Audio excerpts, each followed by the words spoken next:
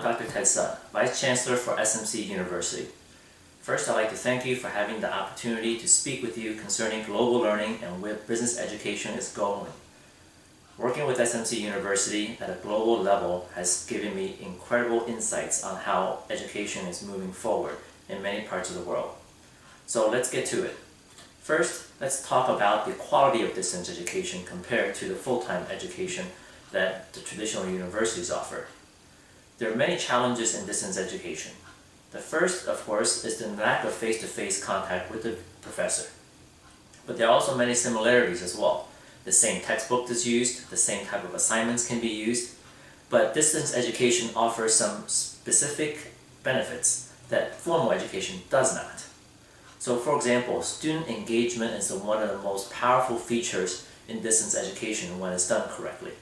Students can have their comments with the professor and dialogue with the professor on an individual level. In a classroom, you're fighting for space-time. Not everybody can raise their hands and ask questions and engage with the professor. If you're lucky, maybe one or two may be able to get some questions in and the professor can answer them. But in an online environment, every single student can answer questions, ask questions, and discuss with the professor in detail about how the specific theories they're learning can be applied to their life. And in a global environment with theories from all over the world and how it can be applied in a different cultural context, that becomes extremely a powerful tool. The second part of it is that the faculty mentoring changes the dynamics quite a bit. In a global environment, the faculty can be anywhere part of the world.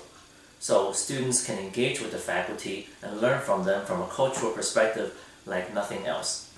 When I was at Ohio State University in the traditional learning setting, most of the faculty are around that particular region. So what the students learn can be relatively limited from a cultural perspective. Especially with globalization, the more students can learn from faculty mentoring them from different parts of the world, the more experience they'll gain from all these experts that have practical experience.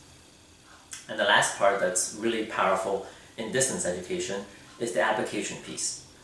Rather than simply regurgitating information, the faculty can challenge students to apply it to their specific part of the world.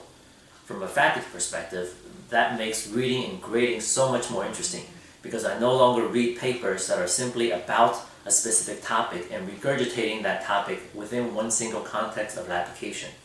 I get to read students' papers about how this theory can be applied in Africa, how this theory can be applied in Asia, and all over the world. I get to learn something from that. That makes it exciting for the faculty to review papers and creates more engagement on that side, and as well as the student learning and how we can apply the learning in different parts of the world. So from an SMC University perspective, one of the ways we ensure that quality is at the highest standard possible is three specific focus areas. The first is what I call the flow-through learning curriculum.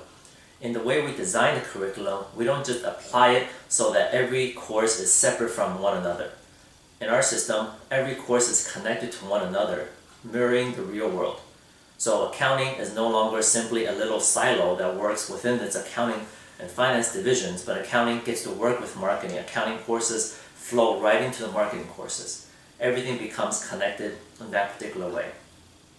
And also, one of the basic foundations in our principles is the belief in the potential of the students. Since we're working with adult learners, their potentials are tremendous. We don't simply ask them to regurgitate information. Our focus is on developing their skills to be able to apply. So this goes back to knowledge management principles quite a bit, in that people are not just given information in our system. To ensure the quality in our system, we make sure that they can apply it and remember it when they need it. So the skills development becomes another key aspect. So moving forward from the regurgitation of materials that comes with a lot of short-term memory, we get the students to apply it on a regular basis within their context. And the most powerful part is they get to start creating their own theories in their unique part of the world. And that makes learning extremely exciting. The second part of the quality aspect that SMC focuses on is the hiring and retention process for the global faculty. I've created a process where we use core values as a main hiring tool rather than competencies and resumes and the typical titles that a university looks at. What we can always get is people that are PhD qualified, done great research, have published many books and so forth, but the passion is something that you cannot train. When I hire the right type of people, they have incredible amount of passion, and most of all, they care about our students. They care about their life, they care about their businesses and how they're growing in the program.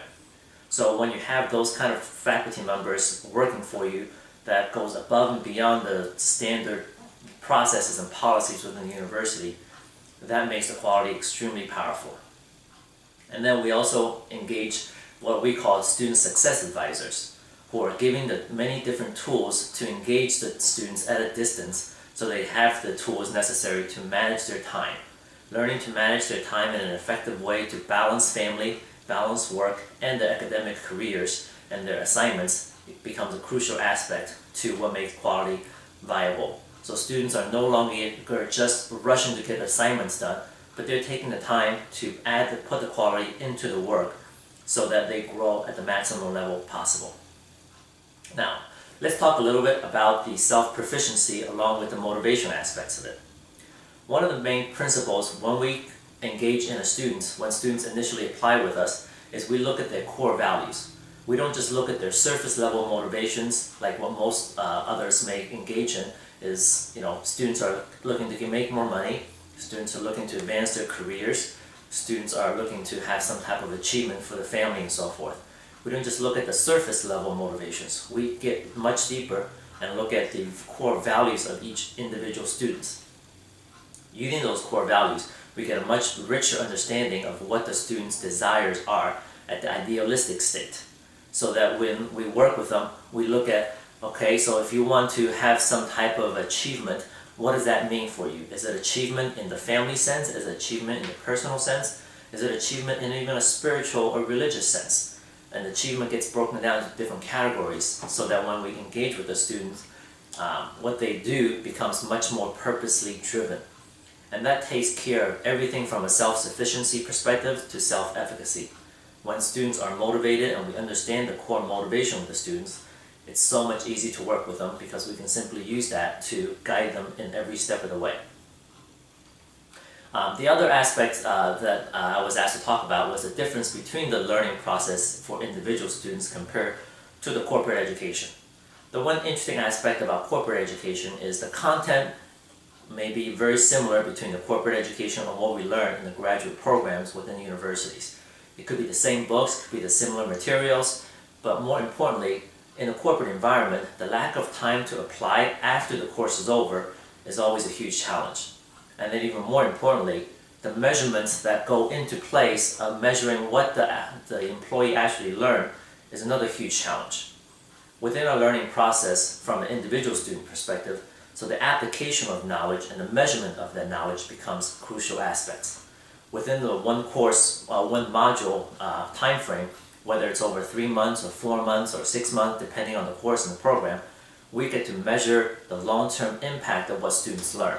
So if students take on one single unit and they're supposed to master these set of skills, we can measure those skills. We can measure the application of that and teach students how to create time for application as well as create the measurement to determine whether they're going to be successful or not, applying that knowledge.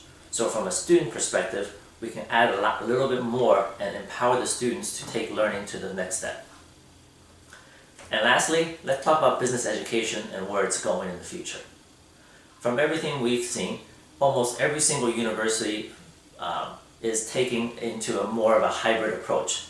All the traditional universities have some type of online learning in their classrooms today. Professors can teach in the classroom, all the notes are given to them online, a lot of assignments, resources, all of that is online. So the hybrid model is going to be one of the most predominant models for the medium of education.